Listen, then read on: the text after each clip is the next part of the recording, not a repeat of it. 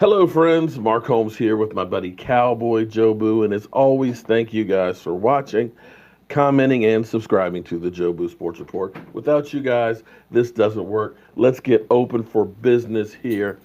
And let me say that this is hate week. I know we have not been talking much about the Eagles because we've been talking about how much we suck, how bad our coaches are, how bad our quarterback is, and everything. But guys, it is Thursday. Come Sunday, we play the Eagles. And there's these Eagles. They're talking trash about us. Not just Jerry, not just the team. They're talking trash about us. They say we are just bandwagon fans that now that we're losing won't show up. Well, I'm going to tell you, Eagles, you sorry ass Eagles, that this Dallas Cowboy fan ain't hiding. That's why I'm giving equal time to this dingbat over here. Philly 500, how are you? Oh, God. I'm doing great. I am doing great. The Cowboys are wait. I don't know about doing great. You're only one game ahead of us, man. Well, but it's about to be two. We know that. Come on. Here we go. We know that. Here we go. This is like easy. This is easy. But yeah. Easy.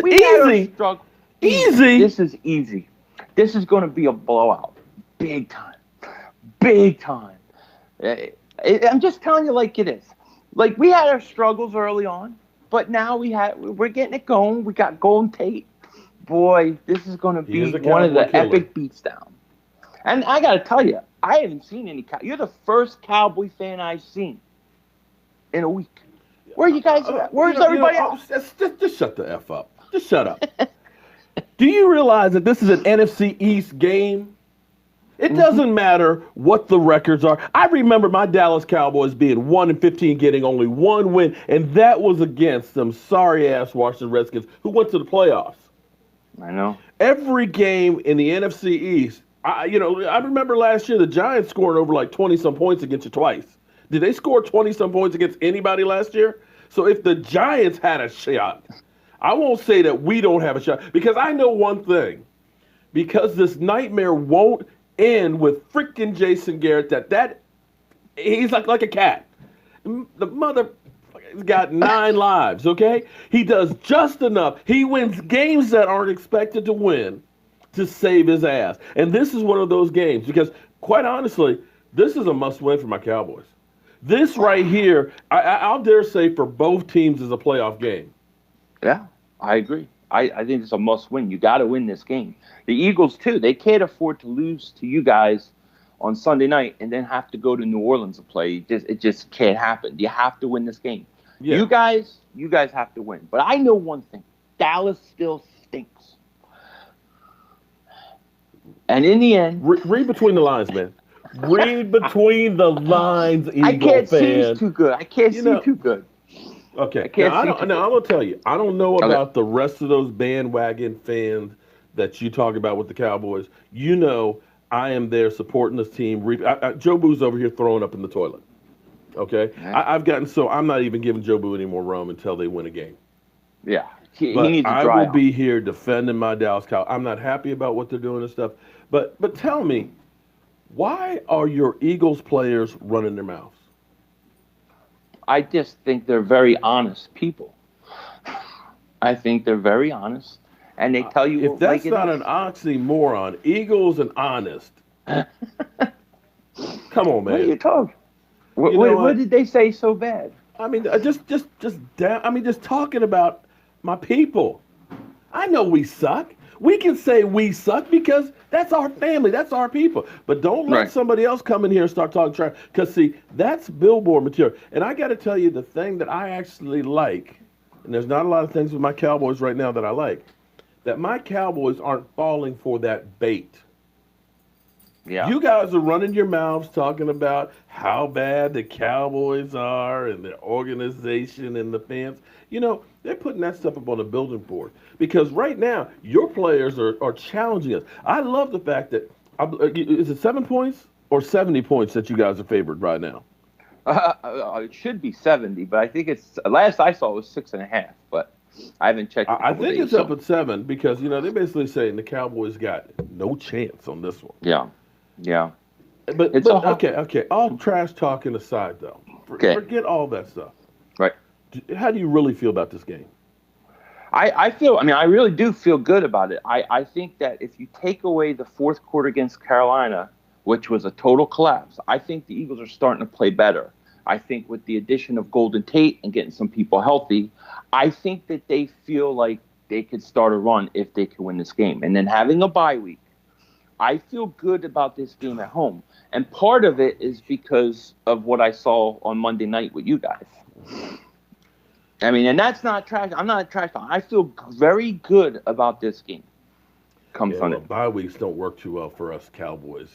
Jason Garrett, I think, is like 4-5 after bye weeks, so we won't talk about that. But I will say this much: the Cowboys suck after bye weeks, but like I said, Jason Garrett is a survivor. The week after losing the bye week, they actually win a lot more of those games. But again, this is going to be a game that basically says to me a lot about the Cowboys, because this is a do or die. There is no tomorrow if they lose this one.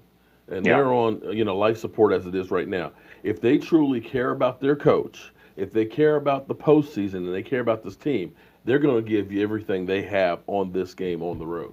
Yeah, now, I agree. They may end up folding like a tent, and saying that we've had enough of Jason Garrett. If the only way we can get rid of him is to lose, maybe we'll go ahead and lose. But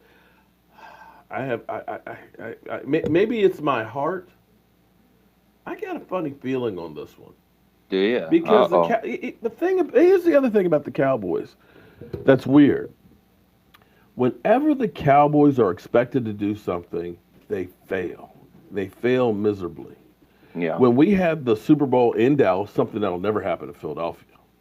They'll never hold a Super Bowl in Philadelphia. That's because it's cold. Oh, they held it in New York. Yeah, one time. I'm just saying. You won't see him in the city of brotherly. You did a good job with the draft. You won't see a Super Bowl there. But I remember when the Cowboys had that Super Bowl there, they were talking about, this could be the first team that actually hosts the Super Bowl. Mm-hmm. This is going to be a great season for the Cowboys. They're loaded up. They were a playoff team last year. And they fell flat on their face, and Wade Phillips got fired. Yeah. 2016. Tony Romo's gone. Season's over. Yeah. A great season. Whenever the Cowboys are expected to do something, they fail. It's when they aren't expected to do something that they surprise people. I'm just going to put that out there, and I probably will be wrong. I'm sure we will, because we suck. I will admit that we suck. I love my team, but we suck. The question is, because I think the Eagles suck too. Carson Wentz, I believe. Am I wrong on this, or has Carson Wentz had a fumble in every game this season? He's had some fumbles, He definitely has to be better at protecting that ball. But he does have. He's 13-2. Touchdown passes and stuff like that. But you guys are a little nicked up too. Sproles isn't going to play, right? Yeah, Sproles came back to practice, hurt his hamstring again. He's got Sean Lee-itis. I think he's done. Yeah, he's got Sean Lee. They both need new hamstrings. Right, no doubt hamstring transplants. Okay. Yeah. I believe Lane Johnson, is he coming back for this one? Lane practiced this week. Now, I don't know if he's going to play or what, but I'm very interested in seeing the injury report tomorrow. But he's iffy. I'm surprised because he was supposed to be out a month. Yeah, but you know what?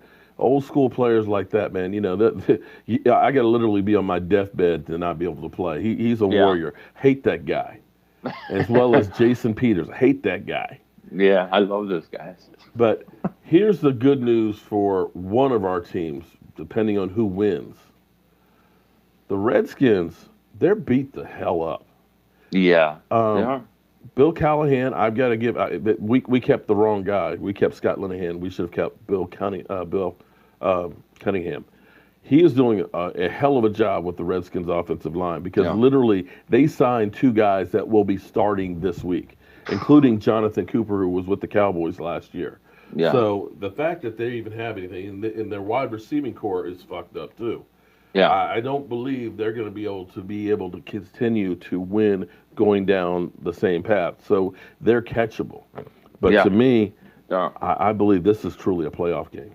This is a play. I view it the same way. I think this is a must-win. And in all honesty, a desperate team is a scary team, right? Because You never know. They have nothing to lose, and that does concern me about this game. Your defensive lines concerns me about this game because our offensive line our struggled. Defensive line is a little bit beat up as well. But you get to the quarterback. You guys have a pretty good pass rush. Yeah. If only our offense wasn't antiquated. I'll be honest. I said this before. The biggest problem I see with Dallas is not Dak, it's not Zeke, it's your coach. You need a coaching change. You need somebody to develop Dak. From Jerry. Oh, it's so funny because you say that. We hear, Redskin fans and stuff say that. I was looking, what's amazing? Because I didn't realize the difference of, say, Cam Newton, who'll be playing tonight. Mm-hmm. Cam Newton with Norv Turner as his coach went from an 80 last year QBR to 100 this year. Yeah. He went from basically his numbers were identical to Dak Prescott's last year. Right now he's got 15 TDs and I think only 4 interceptions. He is literally that much better having a good corner. I'm sorry. We've got crap for coaches. That's one of the things that I really envy about you guys, that you actually have a good coaching staff that took Carson Wentz and said, these are the things that he works well with, and they're able to adapt. We can't adapt to crap. Yeah, I see that as your biggest problem. And in a weird way, as hard as it is, if it does go bad for you guys, the good thing is if it goes bad, it's already bad. Well, you never know what can happen, right? You never know, in all honesty. I don't think it, but, I think this may be Jason Garrett's last year. Now, I would like him to sign a lifetime contract with you guys. Don't get me wrong. I like to see him. I would love this to be his. I would have loved if his last year been like 8 years ago. I wanted him gone. No, seriously. I wanted him gone with Wade Phillips because I really felt like he stabbed Wade Phillips in the back to get the job. Right. But looking at this whole thing year after year after year, I look at the Eagles. You guys had Andy Reid. If you guys could let Andy Reid go, what the hell is the reason for us to keep Jason Garrett? I'm sorry. But I look and see the turnaround, how quickly you guys are able to turn it around. That doesn't mean that every new coach is going to work because you look at Vance Joseph with Denver or you look at the Giants, making that change. It doesn't always work, but I know what we're doing now isn't working. Right. And I love the fact that you've got a younger coach who is actually in there being creative and trying different things. Not everything works, but if you don't try it, it definitely isn't going to work. So it doesn't. We definitely have problems with the Cowboys, and we got to really start looking towards the future. This is basically our last gasp for the season. And in a way, if I say this, I know I'm going to get a lot of flack, but if the Eagles do happen to blow us out, it may be conceivable that Scott Linehan or Jason Garrett or both get fired on the following Monday. Well, it'd be interesting. It'd be interesting to see if the players start to quit on them after that in that kind of situation. Because he's been there. Garrett has been there a long time, man. A long time. I don't think I had gray hair when he was hired. I think we were still using flip phones when he was hired. I think so. 2008, was when he was hired as offensive coordinator. Yeah, I think was there YouTube then? There was YouTube. I think the iPhone might have just came out or was getting ready to come out. It was a long time ago. It's been a long he went through Romo's whole career for the most part, didn't he? Yeah. Jeez. Fortunately, Romo had Sean Payton and Bill Parcells to get him to a level because I wonder if Tony Romo had Jason Garrett's whole career, how bad he'd be. Sean Payton was the guy that you guys let get away. If you would have had him as head coach. Also, Minnesota's coach. God, I'm having a brain fart. We've let go a lot of great people. Yeah. So, but that's what we do. We keep the stupid ones. Well, everybody, this is Philly 500. Check out his channel. He is an Eagle fan, so he does have that stank on him, but he's actually really cool people. And regardless of what happens on Sunday, I'm going to attempt, at least on this end, if we don't get together next week, it isn't because of me, because I'll man the F up and show up and take my whipping if the Cowboys get their ass kicked. I don't know about this guy.